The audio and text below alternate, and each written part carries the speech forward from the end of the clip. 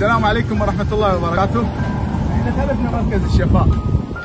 هذا المركز سمعت بس أنين ناس مرضى، قسم بيها انتقلت إلى رحمة الله، وقسم تنتظر، وقسم تنتظر فرج الله. القرار إلك، مين أن تكون بهذا المكان أنت وعائلتك، ومين أن تاخذ لقاح.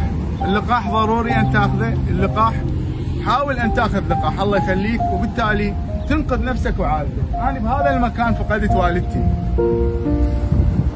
وهواي ناس فقدوا أعزة، فأتمنى عليكم أن ما تمرون بنفس التجربة اللي مريت فيها.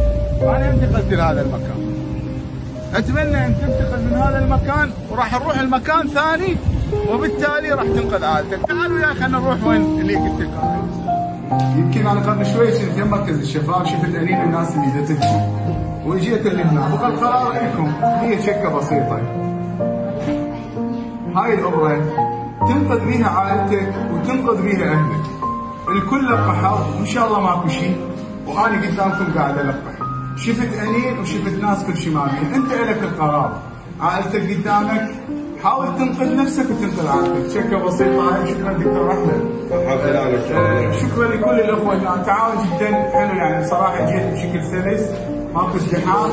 اتمنى هي دعوه لكم ان تلقحون ونقذوا نفسكم.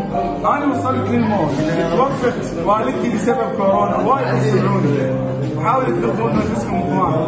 اعطيني الورقه يمكن هذه الورقه ان شاء الله هي، يمكن هذه الورقه هي ما تطرح، وان شاء الله عندي ضربه ثانيه باذن الله راح نستمر. هي دعوه مره ثانيه، لقحوا وحافظوا على نفسكم وعوائلكم. تحياتي.